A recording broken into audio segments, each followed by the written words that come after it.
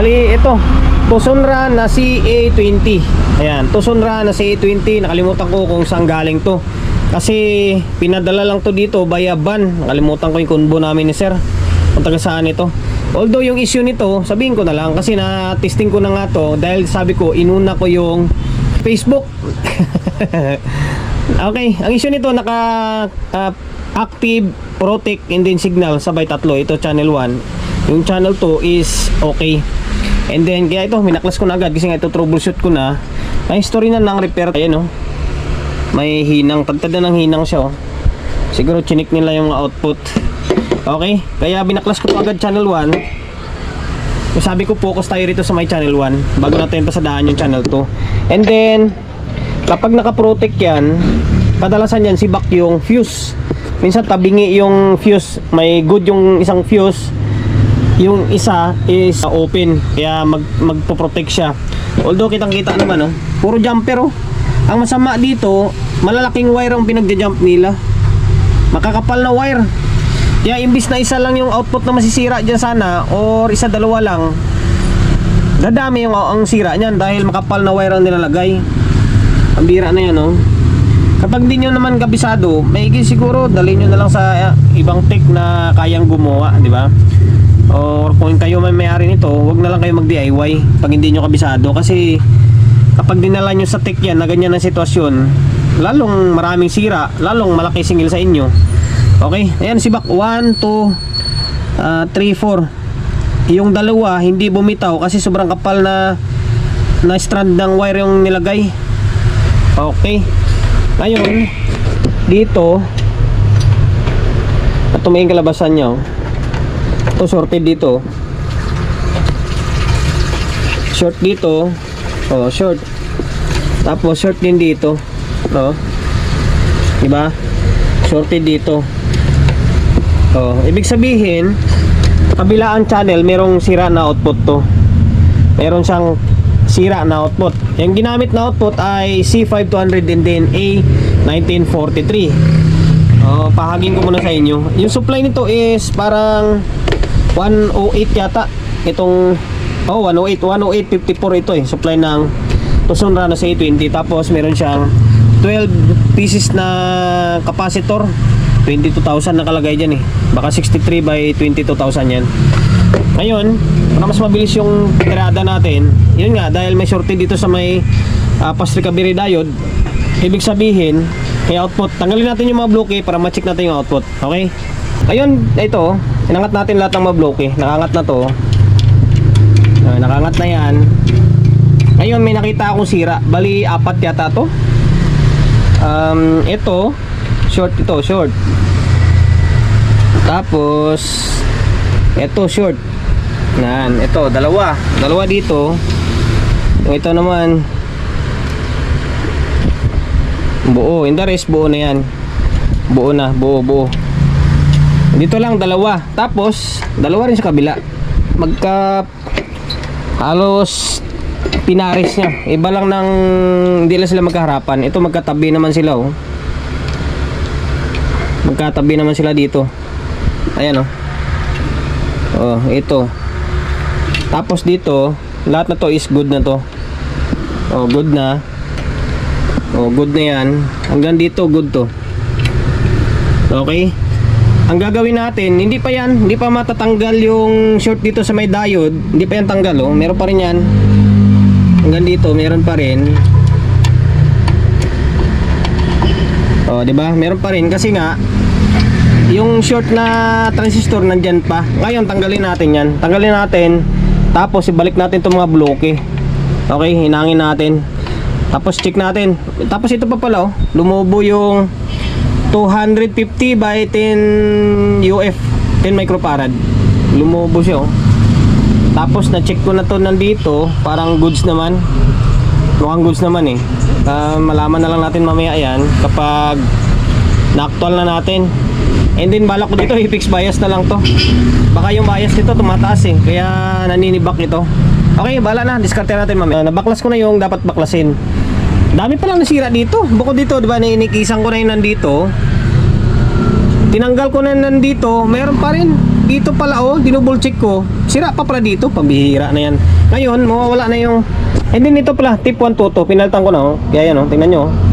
Sabi ko sa inyo, tama dyan solid Okay, pero sure ball yan. Ngayon, pakita ko sa inyo Ito, pakita natin na mawawala na yung short nya. Makita ba? Makikita kaya to sa may camera natin? Ayan wala na diba? Wala na. Tapos dito, wala na rin Ngayon, i-reverse natin. Ito nakatama na to wala yung short nya. Tapos dito, nawala na rin. Marami dito, 4 nandito na transistor. Tapos dito yung may ikis natin 2. Pambihira na yan. Ngayon, ito, nag-abang na lang ng paghihinangan dyan. Okay? Value nito ay 250 by 10 UF or 10 microfarad. Najuntit siya. Okay, najuntit siya. Ngayon dito, parang wala naman ako nakita pang ibang sira. Although malaman natin mamaya yan kapag dito need natin palitan to dito Sige na nga, bahala na. Palitan ko na yung transistor. Bahala na si Batman. May ilaw naman tayo Lagyan natin, salangan natin kagad ng output. Tapos palitan ko tong 250 by 10 UF. Kinumpleto ko na. Bahala na si Batman dito. Kawawa naman si Batman sa atin. Damay na naman siya. Ayan, kinumpleto ko na. Sana ba yung ikis? Ito. And then dito. Tapos itong dalawang magkatabi. Tapos dito. Dito magkailira to dito 4. Tapos itong lumubo na kapasitor. Ninalitan na natin to. Ayan. And then ano pa? Ito tip 1 to 2. Pinalitan natin. Okay. Try natin. Balik natin to. Tingnan natin kung anong mangyari. Kung usok ba siya or usok siya. Naibalik na natin yung board. And then nahirapan ako sa may fuse. Sa fuse kasi nakahinang siya. Tapos nakahinang, ginamper nila yung ito. Ayan, 4 na piraso. Naka-jump kasi yung mga wire. Ang kakapal na wire na ginamper tingnan mo naman Hindi basta-basta bibigay ito. Ngayon, ang mahirap kasi sa ganyang style yung nakahinang, ang pagtanggal. Ngayon, kunting mali mo dyan, siyempre may karga ito Pag hindi mo na-discharge yan, kunting mali mo, dumikit doon sa isa, lagapak yan, magugulat ka. Kaya todo ingat ka na wag dumikit yung tulad yan, yung dalawa magkatabi. Napakadelikado. Yan ang disadvantage ng nakahinang. Na ginagawa ko, tinatalian ko. Kasi tamad din ako mag-discharge todo ingat lang. Kasi nakakagulat din yung tunog niyan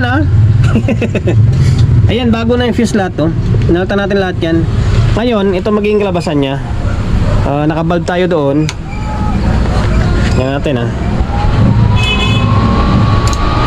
normal siya. Sana may bias na.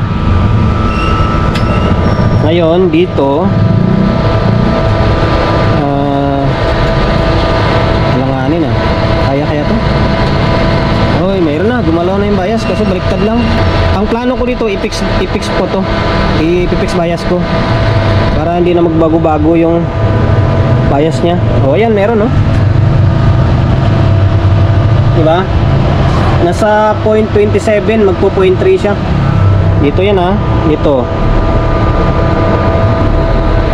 Ayan meron yan. Ngayon, ito yung sa may kabila, yung hindi natin nagalaw. Bias niya, medyo mataas dito. Medyo mataas ng konti. Although, i-fix na lang natin para pumantay silang dalawa. Ito yung gusto kong gayahin yung medyo mababa lang konti, mga 0.27 lang para hindi siya ganun kainit kasi sa probinsya siniservice ito mas medyo mababa lang ng konti. Although hindi naman yung asin baba kasi nasa 0.27, magpo 0.3 na rin yun Okay, working na. Yun lang na nadali talaga yung 6 na transistor. Tapos tip 122. Ayan tip 122. Tapos alin pa ba pinalitan ko? Yung capacitor pala, bloated yung 250 volts by 10 UF. Okay, interest. Okay naman working naman. Dito, wala naman tayo gagalawin dito.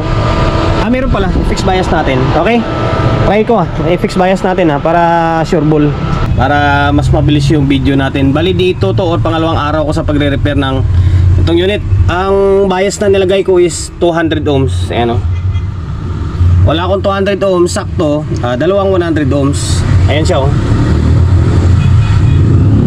Okay? Ayan, dalawang 100 ohms yan ha, naka-series, bali 200 ohms ang labas niya. Ngayon, pakita ko sa inyo yung magiging labas ng bias. Binalik ko na yung board.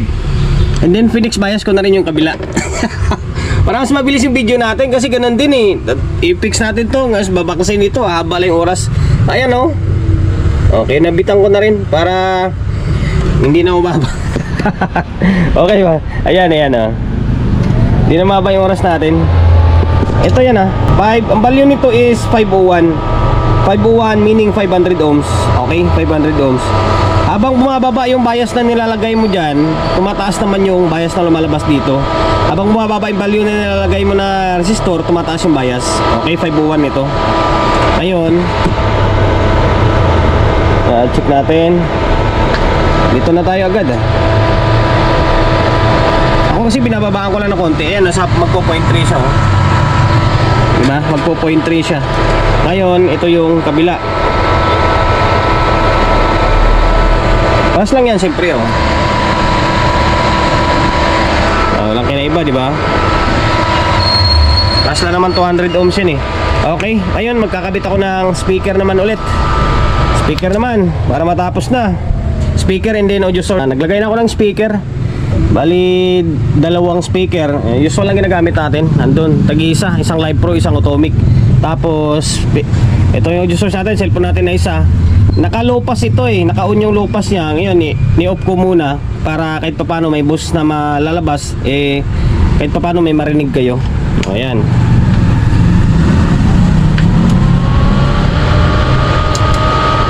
Okay, channel 1. Ayan, boses diba? Channel 2. Working na. Ngayon, ito 20 natin. Ito 20 natin. Bahala ka dyan. Naka 20 na yan ha.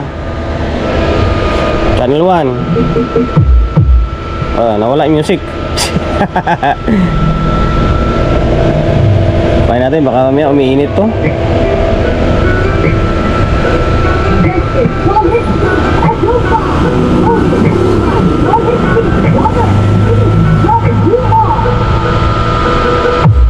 Ayan.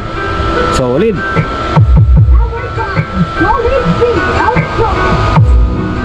Okay, working na siya, working na.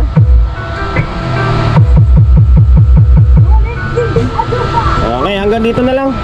Haba ba masyado ng video natin, i-skip nyo lang yan eh.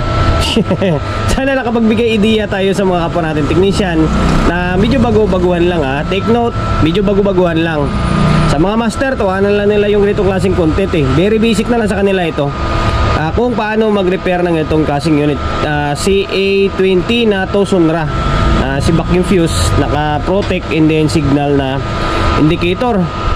Ayan, sana nakapagbigay idea sa inyo yung video natin. And then, promotion, bago tayo magtapos, syempre, shop natin, Solid G Electronics Repair Shop. 61, Don Julio, Gregorio Street, sa Uyo Road, sa Uyo, Quezon City. Social media pages natin, so kung hindi pa nakapag-follow, paki-follow, and then, syempre, paki-share ng video natin. So, may Facebook, YouTube channel, sa mga hindi pa nakapag-subscribe, paki-subscribe, like, share, and then, syempre, paki-hit ng bell button sa gilid para updated ka sa mga susunod na video na i-upload ko. Ingat, God bless, and then, peace atin lahat.